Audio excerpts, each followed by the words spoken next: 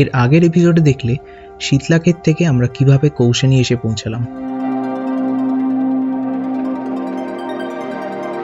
এই এপিসোড শুরু করার আগে প্রথমবার আমার চ্যানেলে এলে সাবস্ক্রাইব করে বেল আইকনটা প্রেস করে দিও, যাতে ফিউচারে নতুন ভিডিও এলে নোটিফিকেশন পেয়ে যাও।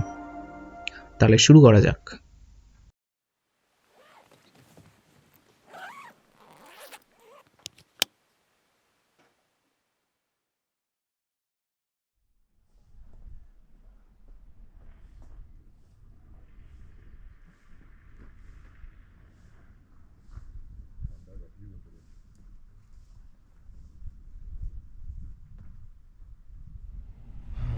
এখন বাজে সকাল 6:45 কৌশানিতে।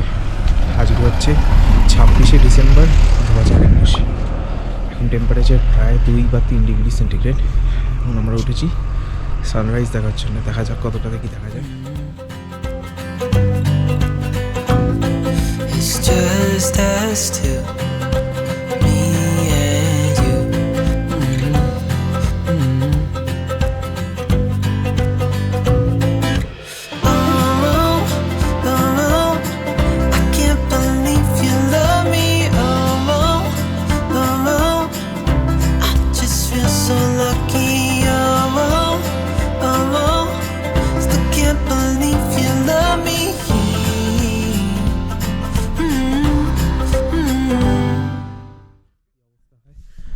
প্রভাত। আজকে একটু আগে তোমাদের সাথে দেখা হলো, তখন সানরাইজ হলো কৌশানিতে। এখন আমরা আজকে 26শে ডিসেম্বর, একটু পরে ব্রেকফাস্ট করে বেরোবো। কৌশানি তো তোমরা সবাই জানোই সুইজারল্যান্ড অফ ইন্ডিয়া বলে। এখানে খুবই সুন্দর রেঞ্জ দেখা যায়। ত্রিশূল, নন্দাদেবী, পঞ্চচুল্লি সবকটাই আরও ক্লিয়ার, আরও কাছে চলে এসছে। এখানে আমরা এরপরে যখন ভীমতাল, নৈনিতাল এইসব জায়গায় যাব, ভীমতাল, নৈনিতাল, কৌশানি এই 3টে জায়গাতেই মেনলি কোই মিল গিয়ার শুটিং হয়েছিল 2003-তে ঋত্বিক রোশনের, দেখেছো নিশ্চয়ই। আর এখান থেকে এখন আমরা যাব ব্রেকফাস্ট করে অনাশক্তি আশ্রম, যদি হয় সম্ভব হয়, যদি রাস্তায় পড়ে টাইম হলে যাব অনাশক্তি আশ্রম ঘুরে বৈজনাথ টেম্পল, বাগেশ্বর টেম্পল হয়ে মুন্সিয়ারি যাব। রাস্তায় বিরথি ফলস পড়বে। তো অনেক কিছু আজকের প্ল্যানে আছে পরপর। আর মুন্সিয়ারি যেতে টোটাল টাইম লাগবে প্রায় 8 ঘন্টা। তো এক্ষুনি বেরোতে হবে 8:30টার মধ্যে, হলে পয়েন্ট স্কিপ হয়ে যাবে আর কি। বেশ, ত্রিশূল, এই ত্রিশূল এইটাই আমরা কালকে শীতলাক্ষেত থেকে দেখছিলাম।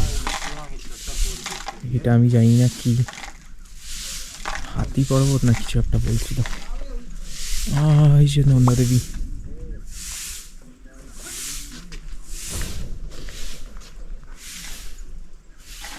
আর ওই দিকে পঞ্চচুল্লি পুরো আবছা হয়ে গেছে, পুরো মেঘে ঢেকে আছে পঞ্চচুল্লি। কিন্তু এখন সুইজারল্যান্ড অফ ইন্ডিয়া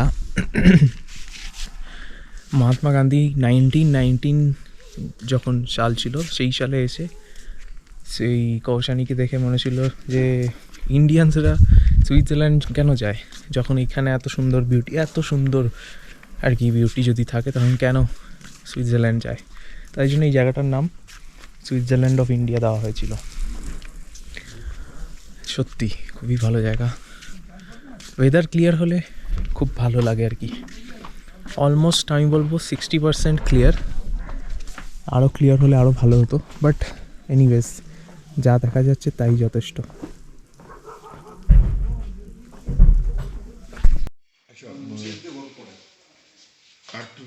আলু পরোটা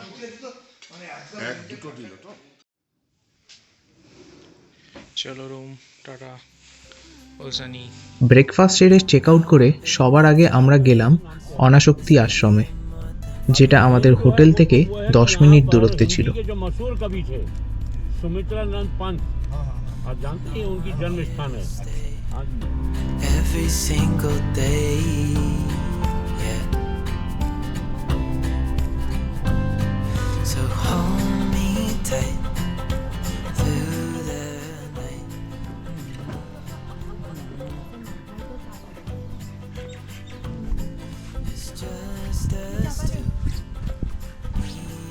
গান্ধী আশ্রম।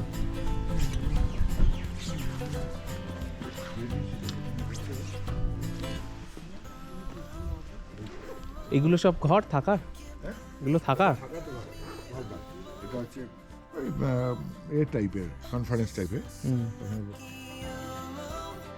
গান্ধীজি এই আশ্রমে 14 দিন ছিলেন আর এইখানে উনি অনাসক্তি যোগা বইটি লিখেছিলেন।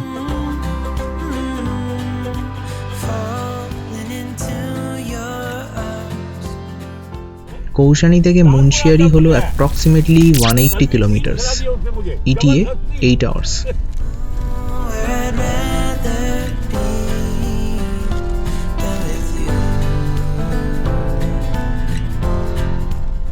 যাত্রা কন্টিনিউ করা হলো আর আমাদের ফার্স্ট স্টপ হলো বৈজনাথ টেম্পল। বৈজনাথ টেম্পল বাগেশ্বর ডিস্ট্রিক্টে গোমতী নদীর তীরে অবস্থিত এবং পুরাণের মতে মহাদেব শিব আর পার্বতী দেবীর বিয়ে এখানে হয়েছিল। এটি মেইনলি মহাদেবেরই মন্দির, তাছাড়াও অন্যান্য ভগবানদেরও ছোট ছোট মন্দির আর মূর্তি করা আছে। এখন বাজে সকাল 10টা আর এখন আমরা আছি বৈজনাথ মন্দির কৌশানি থেকে বেরোনোর পর।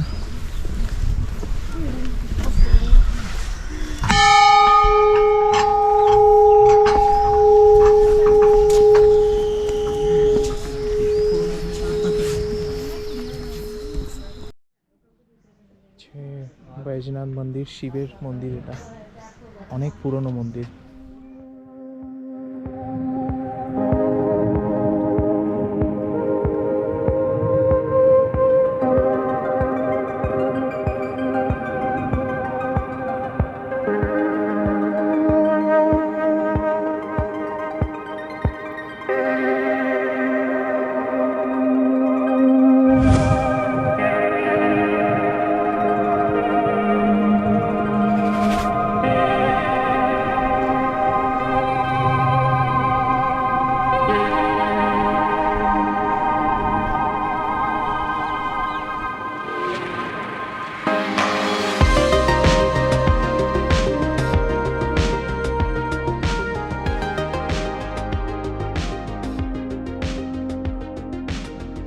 এবার জার্নি কন্টিনিউ করা হলো আর আনন্দজি আমাদের কুমায়ুনে আরও কিছু ইনফরমেশন দিতে থাকলো।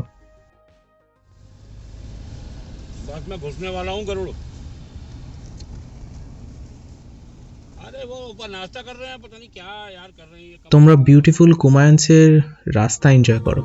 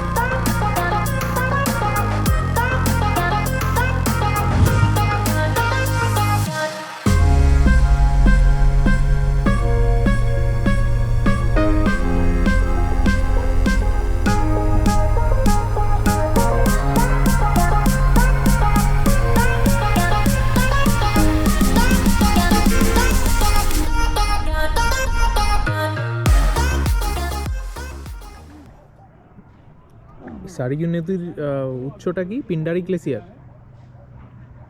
পিন্ডারি না, বাগেশ্বর সিটি এটা না? বাগেশ্বর টাউন।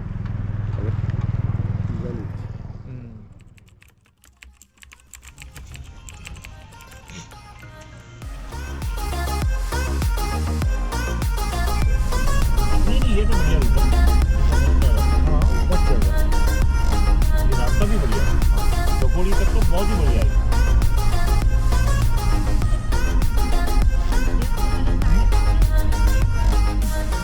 3 থেকে 4 ঘন্টা জার্নি করে আমরা পৌঁছলাম মিডওয়ে চকৌরিতে। आप बताइएगा जैसे दाल सब्जी जो भी लेना है और लाइट ही खाना खाइए, हैवी जैसे अंडा करी वगैरह ये मत लीजिए, হালকা লেলা। बिल्कुल। আমরা এখন আছি টিআরএইচ চকৌরি, মানে কেএমভিএন এর রেস্ট হাউস। এখানে আমরা এসেছি এখন লাঞ্চ করতে। এইটা হচ্ছে চকৌরি এই সামনে রেঞ্জ দেখা যায়, মেঘে ঢাকা। এখানে লাঞ্চ করে আবার বাকিটা বেরোবো। কেএমভিএনের এইগুলো হচ্ছে চকৌরিতে কটেজ, এইগুলো প্রাইভেট কটেজ আর কি। এই সামনে ওখানে পুরো এরিয়া জুড়ে। আর এইখানে মনে হয় একটা ডাইনিং এরিয়া, এখানে এটা রুম, এগুলো ডাইনিং এরিয়া। এটা ডাইনিং, এখানে আমরা খেলাম। আর এখানেও পুরো ভিউ আসে, সবটাই যখন মেঘে ঢাকা। সেখান থেকে আর আমাদের লাগবে আরও 5 ঘন্টা মুন্সিয়ারি পৌঁছাতে।